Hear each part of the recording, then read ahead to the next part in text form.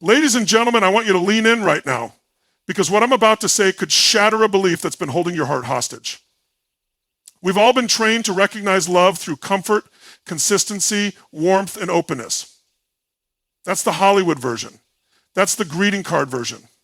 But let me tell you something from the real world, from experience, from coaching, from truth. Sometimes love doesn't walk in the front door smiling. Sometimes love hides behind silence. Sometimes love pulls away. Sometimes love looks like distance. I'm talking about the avoidant. The person who gets close and then disappears. The one who says, I need space when things start to feel real. The one who makes you question, do they even care? And here's the paradox I want you to grasp right now. When an avoidant starts showing you their fear, when they get inconsistent, when they freeze, when they pull away just as things get deep, that can mean they love you more than they've ever dared to love anyone. That fear, that pulling back, it's not rejection, it's self-protection. Why? Because for avoidance, intimacy is vulnerability. And vulnerability, that's dangerous territory. And vulnerability, that's dangerous territory. That's exposure. That's the battlefield where their deepest wounds live. So when they're acting like they don't care, when they ghost for a day, when they deflect your affection or get irritated by connection, they're not pushing you away. They're running from the part of themselves that believes they're unworthy of being loved. On the line. And if you're the one they've let in, even an inch, even just a little bit of their truth, their story, their pain, that's not an accident. That is sacred. That is trust. That is love, trying to bloom through the cracks of armor that's been reinforced for years. Now, let's be real. I'm not saying you tolerate abuse. I'm not saying you chase breadcrumbs. Love is not meant to be a scavenger hunt for worth. You hear me? But I am saying when an avoidant starts doing something unfamiliar, when they open up a little, when they admit they're scared, when they call you after disappearing, when they try, that effort is huge. That is love in their language. It may not look like a fairy tale, but it's real. You don't need to fix them. You don't need to chase them. You don't need to lose yourself in them. But if you see that spark, if they're showing up slowly, imperfectly, but truthfully, then understand this. Love doesn't always scream, here I am. Sometimes it whispers, I'm afraid, but I'm here anyway. That's the love of someone who's never felt safe, trying to feel safe with you. So if you're loving an avoidant, or you are one, know this. Love isn't always loud. Sometimes love is brave in the quiet. And when they act like that, when they flinch, when they freeze, when they stumble toward you instead of sprinting away, it's not weakness. It's love. Learning how to trust. And that kind of love is worth everything. Stand for it. Respect it. But above all, recognize it. Because when an avoidant acts like that, it means they love you. Avoidant behavior often masks deep emotional vulnerability. This concept flips the common narrative that someone pulling away, shutting down, or avoiding closeness is simply disinterested or emotionally cold. In truth, many avoidant individuals have developed these behaviors as a shield, a carefully constructed defense system forged over years of hurt, disappointment, and unmet emotional needs. These behaviors are not indicators of a lack of feeling, but rather the opposite, signs of overwhelming internal emotion that feels too unsafe to express. People with avoidant attachment styles typically grow up in environments where emotional expression was discouraged, punished, or outright ignored. They learn early on that vulnerability is dangerous, that needing others leads to disappointment, and that independence is not only valued but required for emotional survival. So they build walls. They retreat into themselves.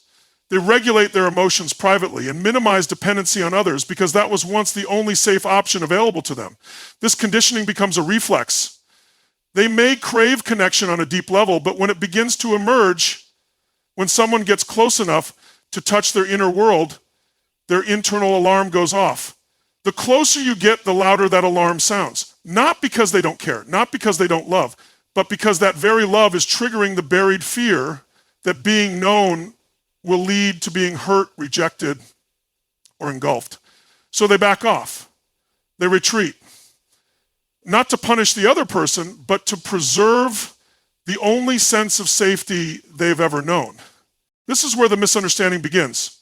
To the person on the receiving end, avoidant behavior looks cold, indifferent, maybe even cruel. It appears to signal a lack of interest or emotional investment.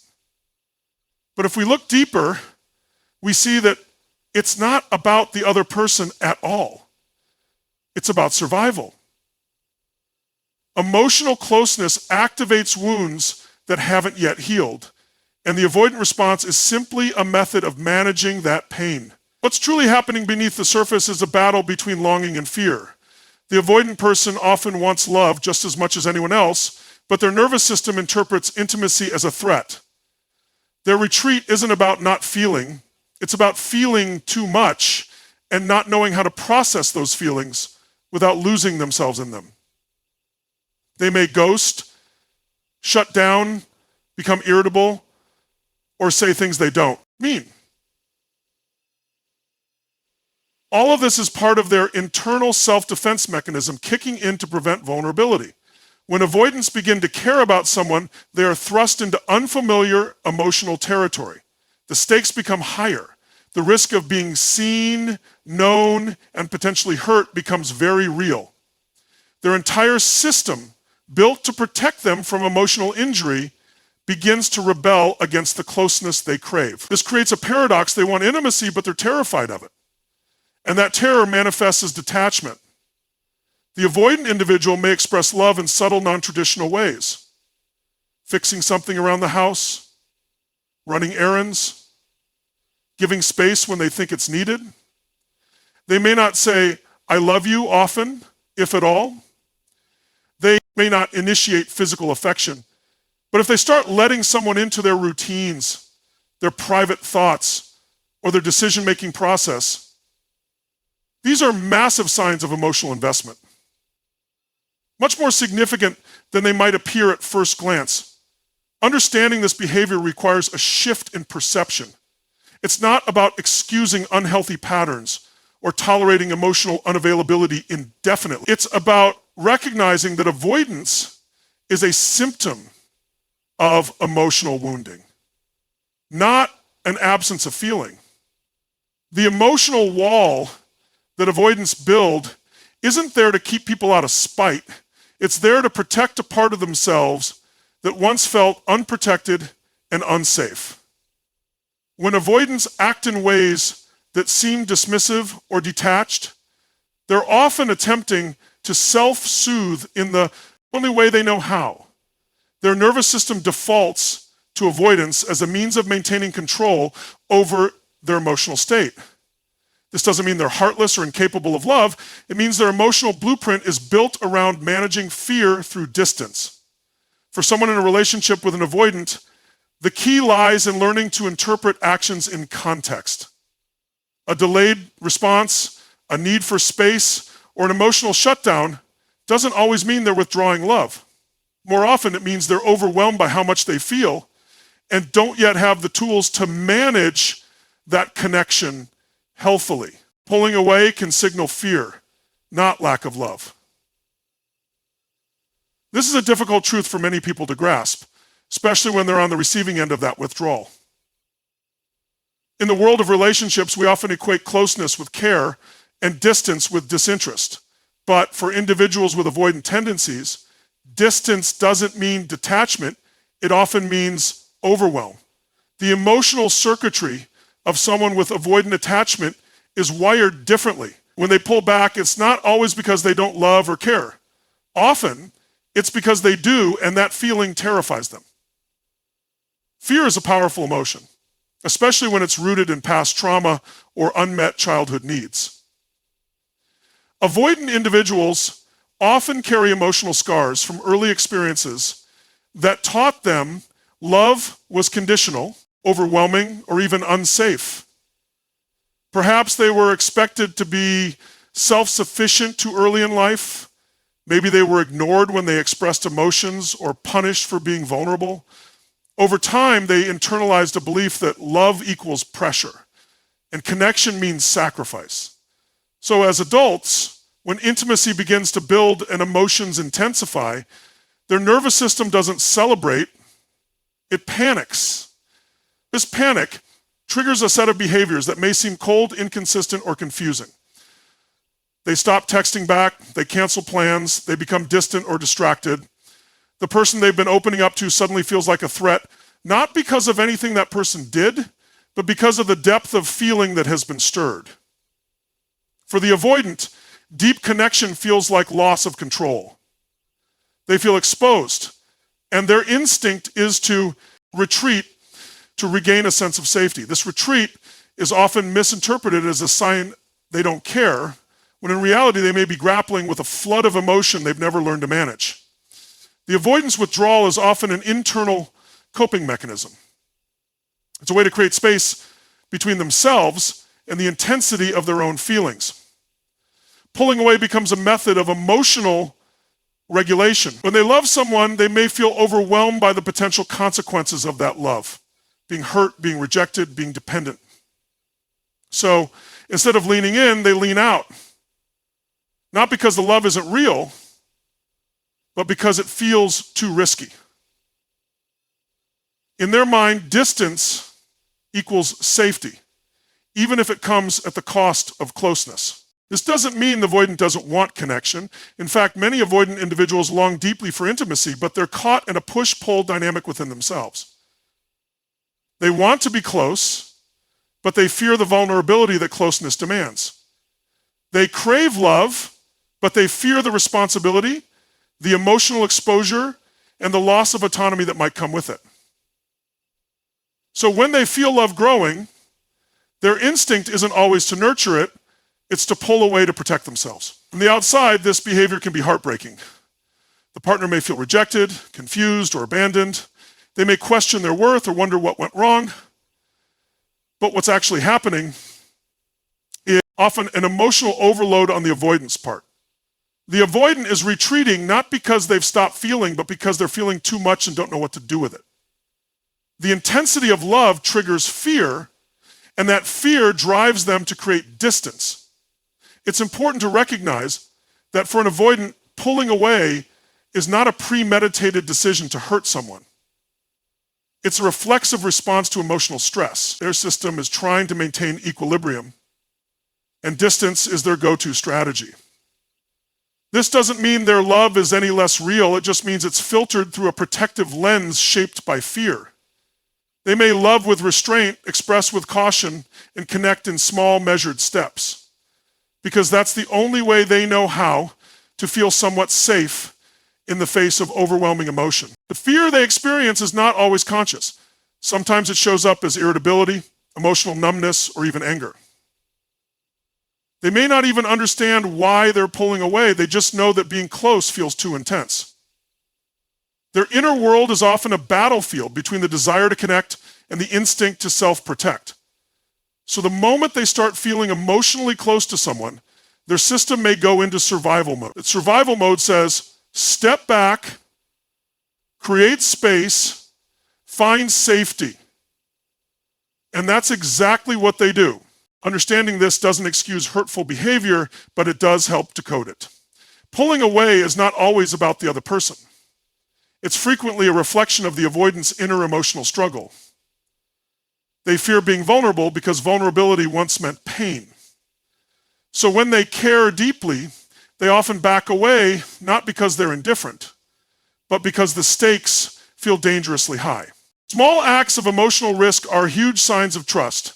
For someone with an avoidant attachment style, vulnerability is not a default setting, it's a threat.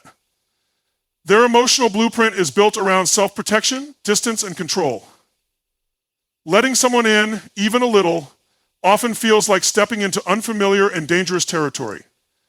That's why the gestures that might seem small or insignificant to others are in fact profound indicators of growth and trust for an avoidant. These actions represent a conscious override of their instinct to retreat and an attempt to engage, however imperfectly, with connection. Avoidants typically experience deep discomfort when faced with emotional exposure. They are conditioned to equate intimacy with loss of autonomy, unpredictability, or even emotional chaos. As a result, their behavior is often misunderstood. They may not express love through open declarations or constant physical affection. Instead, they show it through subtler, quieter acts that are steeped in intention. When they do something vulnerable, share a personal story, admit uncertainty, ask for help, or simply make room for someone consistently in their life, it means they are leaning into trust despite their fear. These small risks often take more courage than grand romantic gestures. For an avoidant, showing up emotionally, even momentarily, requires breaking through years of internal programming that has told them you're safer alone. So when they start to push past that and let another person see even a fraction of their real self, it's not just an interaction, it's a transformation. Every time they choose to stay when things get emotionally intense, every time they choose to express rather than withdraw, they're chipping away at a deeply rooted fear of connection. The difficulty lies in how these signs are often overlooked. In a world that rewards bold declarations and dramatic expressions of love, the avoidance signals can feel muted. They may show care by running an errand without being asked, by making time in a busy schedule, by initiating a text after a long silence. They may sit quietly beside someone during a difficult time, rather than saying comforting words. They may not say, "I love you," but they'll offer a solution to a problem, show up when it counted, or remember something said in passing. To someone unfamiliar with their internal landscape, these may seem like ordinary gestures, but to the avoidant, they are monumental steps toward connection. Each act of emotional risk for an avoidant person involves internal negotiation. Before they reveal something personal or admit they miss someone, they often wrestle with fears of judgment, abandonment, or being seen as weak. Even expressing a need or desire can feel terrifying because it opens the door to potential disappointment. These are not just small acts. They are decisions to be seen, to be human, to exist in relationship rather than in isolation. It's the emotional equivalent of standing without armor in a space where they have historically only felt safe wearing it. What may look like hesitation or guardedness on the outside is often deep contemplation on the inside. When an avoidant chooses to reveal anything emotionally charged, it usually follows a long period of internal processing. They replay scenarios in their minds, question their motives, anticipate outcomes. So when they finally act, whether it's a text message, a phone call, or an honest conversation, they're offering more than words. They're offering trust, slowly and carefully. It's important to understand that trust for avoidance is built incrementally. They rarely leap into emotional intimacy. They test the waters, then pull back, then move forward again. It's not linear, and it's not always consistent. But within that stop-start rhythm is evidence of emotional effort. When they begin to take emotional risks, they are signaling their willingness to engage differently with someone. They are communicating in their own language that the relationship matters enough to challenge their default settings. These small emotional risks are often the foundation upon which deeper intimacy is built. They show that the avoidant person is not just present physically, but beginning to engage emotionally. It might be a question they never would have asked before, a compliment they normally would withhold, or a moment of eye contact held a little longer than usual. Each one carries the weight of choice, the choice to try, to trust, and to move toward closeness rather than away from it. The beauty of these small acts lies in their sincerity. They're not performative or manipulative. They're not done for attention or validation. They are quiet acts of courage in the face of fear. For the avoidant, choosing connection is rarely easy, but when they do, even in the smallest of ways, it speaks volumes about the significance of the relationship and their internal journey toward trust. Love from an avoidant looks different. Recognize their language. The challenge in loving someone with an avoidant attachment style lies not in their lack of love, but in how they express it. Their emotional language is often quiet, restrained, and indirect. It doesn't always match the conventional expressions of affection that many people expect. Instead of verbal affirmations or grand romantic gestures, avoidants tend to show love through actions that feel safe to them, which often means practical support, quiet consistency, or giving space rather than seeking closeness. To truly understand and connect with an avoidant partner, it's essential to learn how to interpret their unique way of showing care. Avoidants often equate vulnerability with danger and emotional expression with loss of control. This internal equation means that when they begin to care deeply, they don't always lean in. They sometimes lean out. Not because they want to create distance from their partner, but because they're attempting to regulate their internal experience. They don't avoid because they feel nothing. They avoid because they feel too much. And their nervous system interprets those emotions as unsafe. So instead of saying, "I love you" outright, they might show up to help when you're in need, remember small details about you, or make quiet sacrifices they never verbalize. For avoidance, love is expressed through reliability, not necessarily through emotional intensity. They may not be the first to initiate long, heartfelt conversations, but they might always make sure your car has gas before a long drive, or they'll send you a link to something you mentioned in passing. These are signs of attentiveness and affection, but if you're waiting for them to pour their heart out, you might miss these cues entirely. To them, showing up in practical ways is safer than diving into the unpredictable waters of emotional depth. This difference in love languages can lead to confusion or miscommunication. A partner who needs verbal affirmation or frequent physical closeness might interpret an avoidance quiet love as disinterest or detachment. But what looks like emotional distance is often a carefully managed effort to stay connected without becoming overwhelmed. Understanding their language means adjusting expectations, not lowering them, but learning to hear what they're actually saying beneath the surface of their actions. It requires attunement to the subtext, the in-between moments where care lives. Avoidants often show love by giving space, not because they don't want to be near, but because they believe they're respecting boundaries, theirs and yours. They might pull back after a moment of closeness because they need to recalibrate emotionally. They might not initiate deep conversations, but may listen closely when you speak. They may hesitate to say how much you mean to them, but they will make sure you're taken care of in the ways they know how to manage. These are their ways of offering connection while maintaining emotional safety. Another important element of the avoidant love language is control. When avoidants begin to trust and feel emotionally invested, they may become uncomfortable with how much of themselves they're revealing.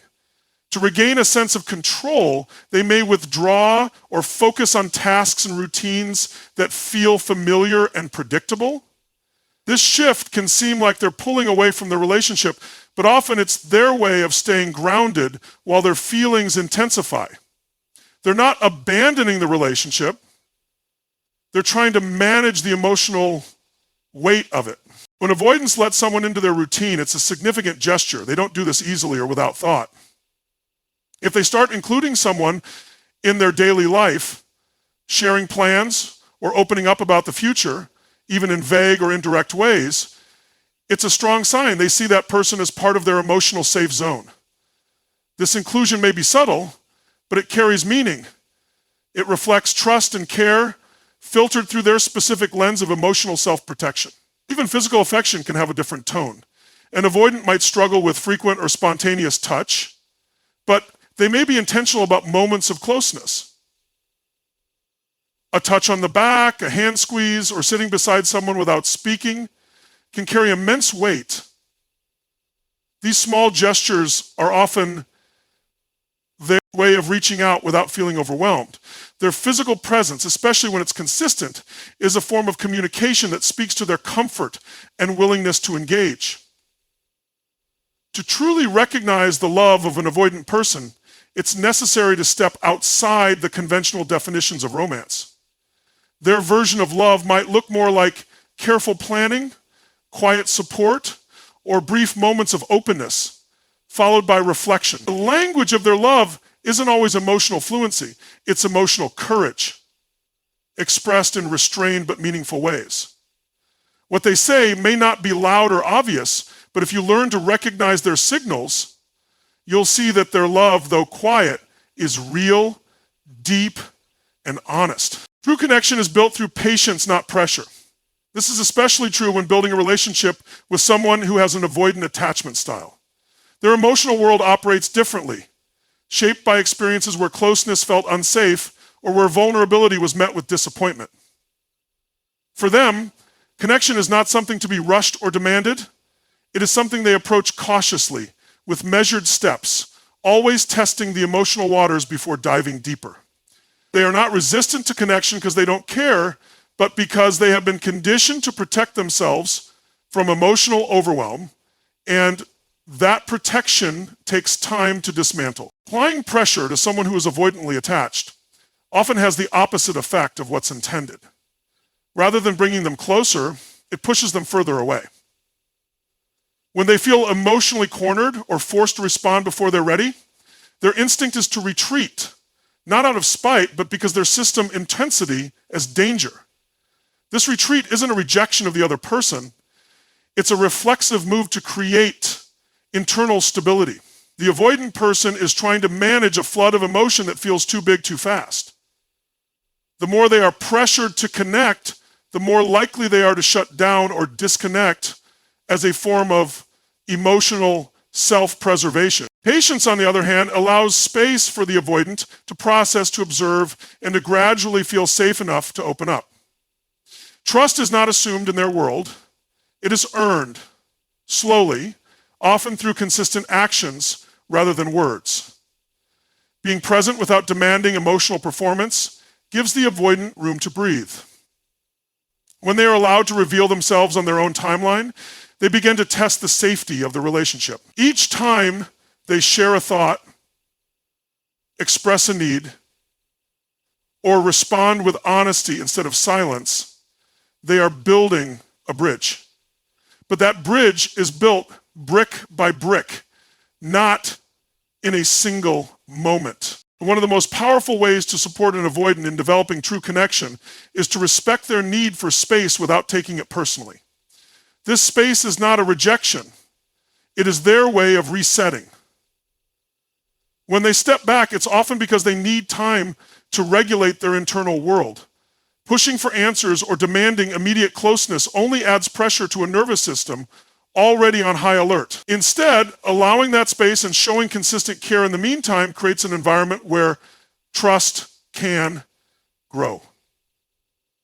Over time, the avoidant learns that closeness doesn't have to mean loss of autonomy or emotional chaos. Connection with an avoidant person deepens through a series of repeated experiences where they feel accepted, not judged. Each moment where they express something and it is met with understanding instead of criticism reinforces the idea that connection can be safe. When they are allowed to be imperfect, hesitant, or even contradictory without facing emotional punishment, their internal defenses begin to soften. They start to feel seen in a way that doesn't require them to abandon their emotional boundaries. And that feeling of being seen without pressure is the foundation of genuine intimacy. It also means accepting that progress may not look linear. An avoidant may open up one day and pull back the next. They may share something personal and then need space for days. This rhythm is not a game. It is how they recalibrate. Pushing them to move faster or demanding constant emotional availability creates more resistance. But demonstrating patience through these fluctuations shows them that connection doesn't have to be all or nothing. It can ebb and flow and still be real, still be meaningful. In time, the avoidant person begins to associate patience with safety. They learn that love doesn't have to mean pressure, and that emotional intimacy doesn't have to come at the cost of their independence. They start to explore closeness not as a threat, but as a choice they can make. This shift doesn't happen overnight, and it doesn't come from intense conversations or emotional ultimatums. It comes from small, consistent acts of patience that communicate you're safe, you're accepted, and you don't have to be perfect to be loved. Patience creates a space where the avoidant person can begin to rewrite their internal narrative. Instead of believing that love always leads to overwhelm or rejection, they start to believe that love can coexist with autonomy. They begin to experience connection not as something that traps them, but as something that supports them. The more they feel this kind of patient, stable presence, the more willing they become to stay, to open, and to invest emotionally. It is in the slow, steady rhythm that true connection begins to take root.